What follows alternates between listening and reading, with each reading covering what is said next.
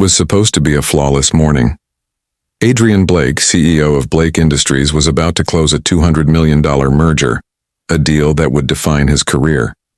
Every move, every detail, every minute mattered. But first, coffee.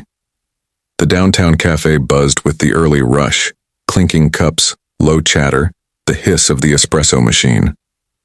Adrian, tall, perfectly pressed in a charcoal suit, tapped his pen against his phone screen, running through last-minute figures.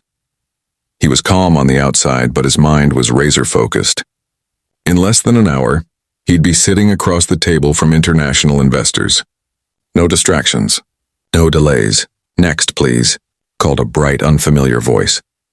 He looked up to see a young woman behind the counter, wearing the cafe's green apron and a smile that looked real. Her name tag read Lila. She couldn't have been older than 25. Messy bun, a little coffee foam on her sleeve, and eyes that met his without fear or flattery. "What can I get you?" she asked. "Black coffee." "No sugar," he said. "Name's Adrian." She nodded, typing quickly into the register. "Big day?" He gave her a short practice smile. "Something like that." As she handed him his card reader, he held it up to tap. And then the screen flashed. "Declined. Try again." The line behind him shuffled impatiently. Adrian frowned, swiping the card again. "Same message. That's impossible," he muttered. "It's a corporate card." Lila glanced at the screen, her brow furrowing. "You're using the wrong trick." He looked at her, puzzled. "Excuse me?" "The card trick," she said lightly. "You're trying to tap a chip-only card. You need to insert it, not wave it around like a magic wand." Her tone was teasing. Not mocking, confident, playful, and completely unfazed by the expensive suit in front of her. He blinked, then slowly inserted the card. The machine beeped, approved. "There," she said with a little grin. "Magic, done right." For a moment he just stared at her, surprised by the calmness in her voice, the ease she carried in such a simple moment. "Thank you," he said finally. "Anytime," she replied. "Just remember, even CEOs need help with the small tricks." He tilted his head slightly. "How do you know I'm a CEO?" She shrugged, already frothing milk for the next order.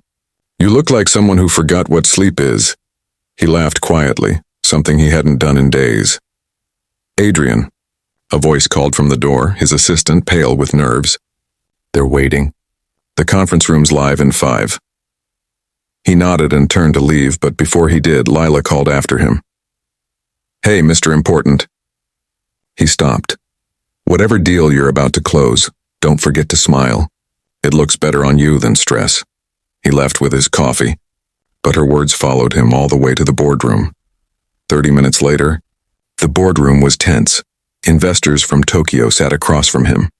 Cameras were ready, lawyers hovered at the edges. The table gleamed under the bright lights. Adrian's mind should have been fixed on numbers, projections, percentages, but it wasn't. It was on her. The way she'd said it. That's the wrong trick. Not just about the card, but maybe about how he'd been living. He'd spent years perfecting every trick of business, the handshake, the pitch, the mask.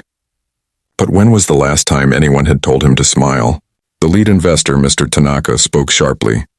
"Mr. Blake, before we proceed, your numbers for the second quarter, they seem inconsistent." Murmurs spread. Adrian looked at the screen. A small decimal error his assistant must have missed. His heart pounded. A single mistake could jeopardize everything.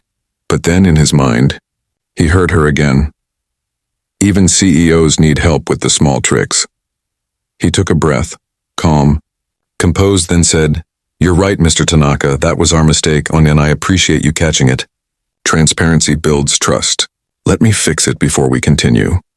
His tone was steady, sincere, and not defensive, not arrogant. The room quieted.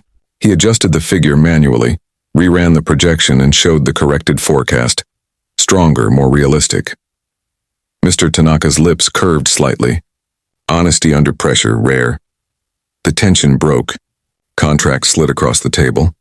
The deal was signed. $200 million, sealed. When the room erupted in applause, Adrian didn't smile because he'd won. He smiled because, for the first time, he hadn't needed to hide. As the meeting ended, he stepped out of the building and looked across the street. The same little cafe, the same green apron behind the counter. He walked in. The bell above the door jingled softly. Lila looked up, surprised but smiling. Back already? Don't tell me you messed up the card again. He chuckled. No, this time I think I got the trick right. She tilted her head. Big deal go okay? He nodded, his eyes softer than before. Better than okay. And I think I owe part of it to a cashier who reminded me what really matters. Her cheeks pinkened slightly. I just fixed your coffee order, not your life, he smiled. Maybe you did both. For the first time in years, Adrian Blake, the untouchable CEO, sat down in a coffee shop not to work, not to plan but to talk. And outside, the city kept moving, unaware that one careless card swipe, one wrong trick, had just rewritten the story of a man who thought he'd already mastered everything.